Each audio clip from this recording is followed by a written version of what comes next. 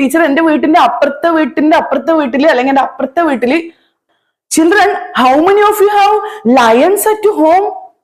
ഞങ്ങളുടെ വീട്ടില് അപ്പുറത്തെ അമ്പലത്തിൽ ഉത്സവത്തിനൊക്കെ ആന വരാറുണ്ട്. അപ്പൊ അവിടെ ആനയെ കെട്ടിയിട്ട് കണ്ടിട്ടുണ്ട്. എല്ലാവർക്കും ആക്റ്റീവ് ടീച്ചേഴ്സ് കോർണറിലേക്ക് സ്വാഗതം.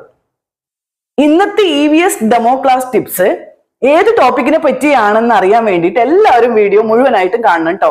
അതുപോലെ വീഡിയോ ഇഷ്ടപ്പെട്ടാൽ എല്ലാവരും ലൈക്കും ഷെയറും ചെയ്യണം.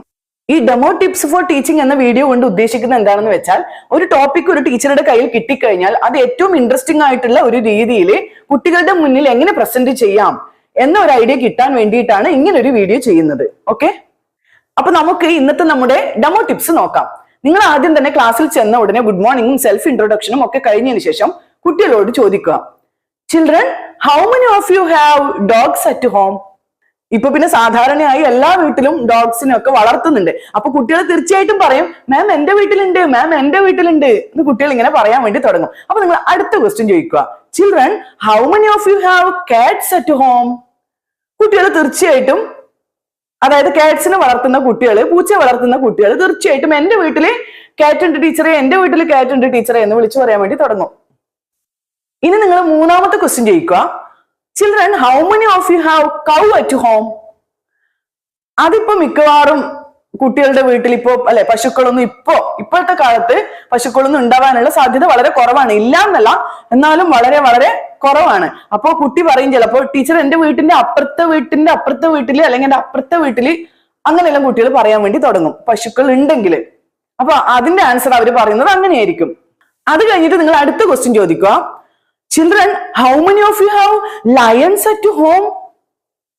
അപ്പൊ ഈ ലയൺസ് അറ്റ് ഹോം എന്ന് ചോദിക്കുമ്പോൾ നിങ്ങൾ ആ ഒരു ലയന്റെ എക്സ്പ്രഷൻ ഒക്കെ ഇട്ടിട്ട് കുട്ടികളോട് ചോദിക്കുക, ഒരു പേടിപ്പെടുത്തുന്ന രീതിയിൽ ചോദിക്കുക.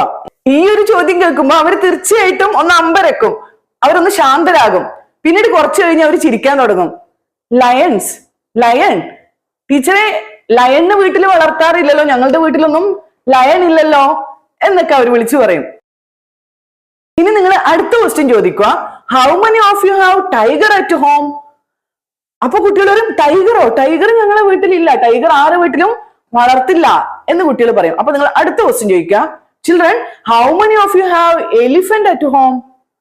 അപ്പൊ കുട്ടികൾ പറയും, എന്റെ വീട്ടിലില്ല ടീച്ചറെ, എലിഫന്റ് എന്റെ വീട്ടിലില്ല, പക്ഷേ ഞങ്ങളുടെ വീട്ടില് അപ്പുറത്തെ അമ്പലത്തിൽ ഉത്സവത്തിനൊക്കെ ആന വരാറുണ്ട്, അപ്പൊ അവിടെ ആനയെ കെട്ടിയിട്ട് കണ്ടിട്ടുണ്ട്. അങ്ങനെയൊക്കെയുള്ള ആൻസർ കുട്ടികൾ പറയും. ഇപ്പോ ഇത്രയും ക്വസ്റ്റ്യൻസ് ചോദിച്ചതിലൂടെ നിങ്ങളും കുട്ടികളും തമ്മിൽ ഒരു നല്ല കണക്ഷൻ വന്നിട്ടുണ്ടാവും, ശരിയല്ലേ? അപ്പോ നമ്മൾ എപ്പോഴും ഒരു ലെസൺ തുടങ്ങുമ്പോൾ വളരെ സിമ്പിൾ ആയിട്ടുള്ള കാര്യങ്ങൾ വേണം കുട്ടികളോട് ചോദിക്കാൻ. അതായത് ഒരുപാട് ആലോചിച്ച് ഉത്തരം പറയേണ്ട ചോദ്യങ്ങളൊന്നും നിങ്ങൾ ആദ്യം തന്നെ ചോദിക്കാൻ പാടില്ല.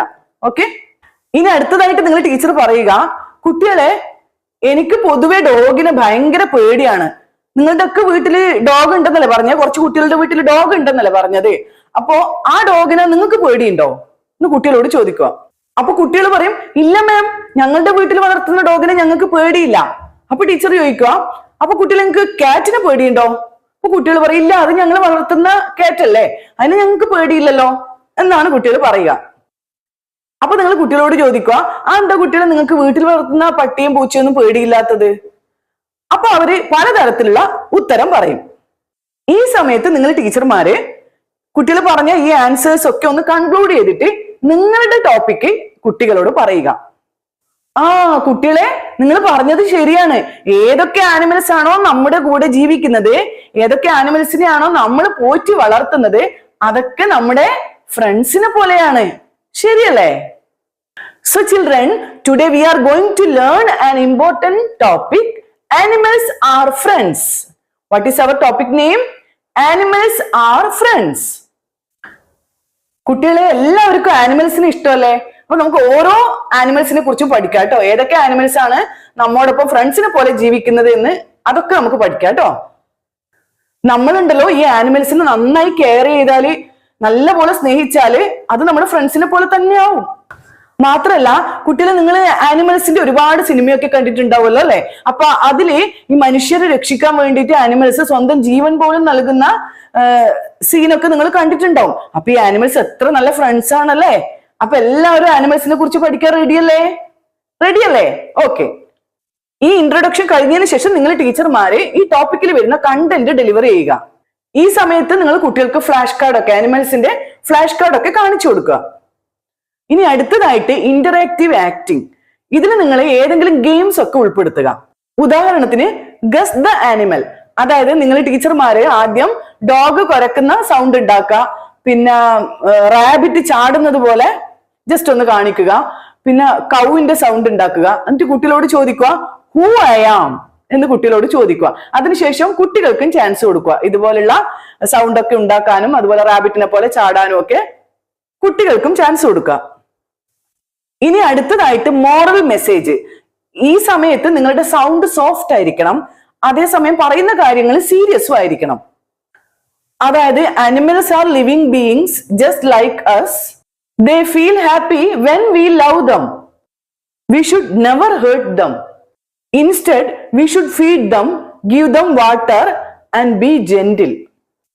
ഇനി ആറാമതായിട്ട് ക്ലോഷർ. ഇതില് ക്വിക്ക് റീക്യാപ്പ്. ഇതില് ക്ലാസ്സിൽ പഠിപ്പിച്ച കാര്യങ്ങളൊക്കെ ഒന്ന് റിവൈൻഡ് ചെയ്യുക, കുട്ടികളോട് 1-2 ക്വസ്റ്റ്യൻസ് ചോദിക്കുക. കൂടാതെ നിങ്ങൾ പാഠഭാഗവുമായിട്ട് ബന്ധപ്പെട്ട് വർക്ക്ഷീറ്റോ മറ്റോ തയ്യാറാക്കിയിട്ടുണ്ടെങ്കിൽ അതുകൂടി കുട്ടികൾക്ക് കൊടുത്ത് ചെയ്യിപ്പിക്കുക. പിന്നെ ചെറിയ എന്തെങ്കിലും ഒരു ഹോംവർക്ക് കൂടി കൊടുത്ത് നിങ്ങളുടെ ക്ലാസ് അവസാനിപ്പിക്കുക. അപ്പൊ നിങ്ങൾ ടീച്ചർമാരെ നല്ല ചിരിച്ച മുഖത്തോടെ കോൺഫിഡന്റ് ആയി ഡെമോ ക്ലാസ് എടുക്കുക. ഇന്നത്തെ ഡെമോ ക്ലാസ് ടിപ്സ് നിങ്ങൾക്ക് ഇഷ്ടപ്പെട്ടിട്ടുണ്ടെങ്കിൽ തീർച്ചയായിട്ടും വീഡിയോ ലൈക്ക് ചെയ്യണം, പിന്നെ ഷെയർ ചെയ്യണം. പിന്നെ അടുത്ത ഏതെങ്കിലും ടോപ്പിക്കിന്റെ ഇൻട്രൊഡക്ഷൻ ഇതുപോലെ ഡെമോ ക്ലാസ് ടിപ്സ് നിങ്ങൾക്ക് വേണമെന്നുണ്ടെങ്കിൽ ആ ടോപ്പിക് ഒന്ന് കമന്റിലൂടെ സജസ്റ്റ് ചെയ്യണം കേട്ടോ. എന്നെ കൊണ്ട് കഴിയുന്ന രീതിയിൽ ഞാൻ നിങ്ങളെ ഹെൽപ്പ് ചെയ്യാം. അപ്പൊ പുതിയൊരു വീഡിയോയുമായി നമുക്ക് വീണ്ടും കാണാം.